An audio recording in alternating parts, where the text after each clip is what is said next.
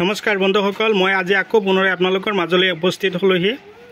মই হাতীমাহ আজি আকৌ পুনৰাই ডেলিভাৰী দিবৰ কাৰণে প্ৰস্তুতি লৈ আছোঁ। আজি মোৰ ডেলিভাৰী এইটো পঠিয়াই দি আছোঁ মাজুলীলৈ।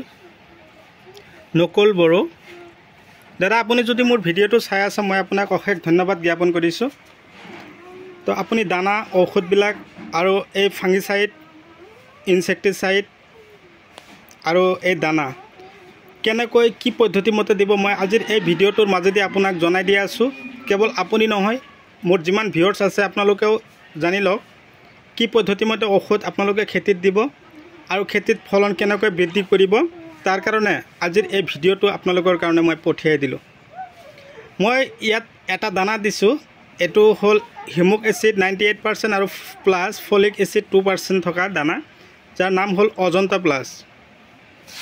আপোনালোকৰ খেতিত যদি এনেকুৱা ধৰণৰ দানা অজন্তা প্লাছ যদি আপোনালোকৰ খেতিত দিব পাৰে তেনেহ'লে আপোনালোকৰ খেতিত যথেষ্ট পৰিমাণে ফলন হ'ব আৰু গছৰ শিপা পূৰা গ্ৰ'থ হ'ব আৰু ক্ষীণ শিপাবিলাক ওলাব। এনেকুৱা ধৰণৰ ক্ষীণ শিপাবিলাক ওলালে গছৰ ফলন অট'মেটিকেলি বাঢ়ি যায়। সেইকাৰণে এই ইয়াত 2 পেকেট দানা যে দিয়া হ'ল, 2 পেকেট দানা আপোনালোকে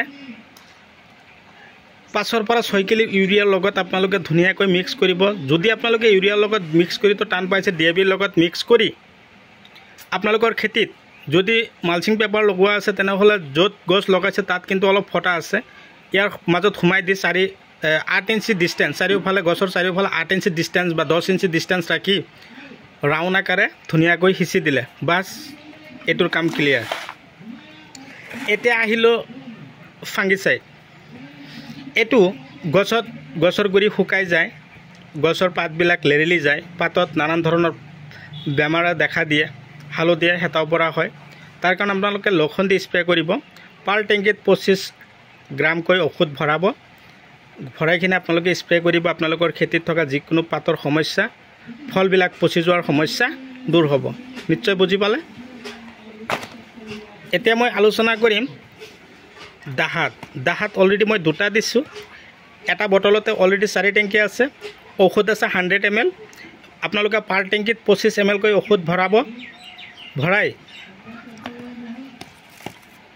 স্প্ৰে কৰিব। ইয়াত অলৰেডি 8 টেংকি ঔষধ দিয়া হৈছে আৰু ইয়াত দিয়া হৈছে ডাষ্টাৰ্ছ।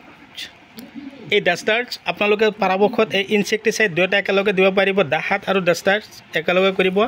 ইয়াত অলৰেডি 4 টেংকি আছে 2টা। এই 4 টেংকি ঔষধ আপোনালোকে এই দাহাত 25 ml ল'ব আৰু ইয়াৰ পৰা এটা পেকেটত 2 টেংকি বনাব। আধাখিনি এই দাহাতৰ লগত মিক্স কৰি আপোনালোকে খেতিত সিঁচি দিব, স্প্ৰে কৰিব। স্প্ৰে কৰাৰ পিছত আপোনালোকৰ গছত চাব কোনো ধৰণৰ পোক নাই, পোকে ডিষ্টাৰ্ব নকৰে আৰু পাতবিলাক পূৰা চিকচিকীয়া হ'ব। আৰু এই দাহাত স্প্ৰে কৰিলে গছত ফলনবিলাক চিকচিকীয়া হৈ থাকে আৰু বৰলবিলাক মৰি যায় আৰু যিকোনো ধৰণৰ পোক খেতিত নাথাকিব। ভিডিঅ' চাই কেনে পালে কমেণ্ট কৰি জনাবলৈ নাপাহৰিব। যিমান পাৰে মোৰ ভিডিঅ'টো আপোনালোকে শ্বেয়াৰ কৰিব। এটা ভিডিঅ' শ্বেয়াৰৰ বাবে আপোনালোকেও এনেকুৱা ধৰণৰ খেতি বাতি কৰিবৰ কাৰণে আগ্ৰহী হ'ব আৰু উন্নত ধৰণৰ খেতিৰ পৰা আপোনালোকে ভাল এটা ফলন পাব বুলি মই আশা ৰাখি আজিৰ ভিডিঅ' মই এইখিনিতে অন্ত পেলাইছোঁ। পৰৱৰ্তী ভিডিঅ'ত মই পুনৰাই লগ পাম। ধন্যবাদ।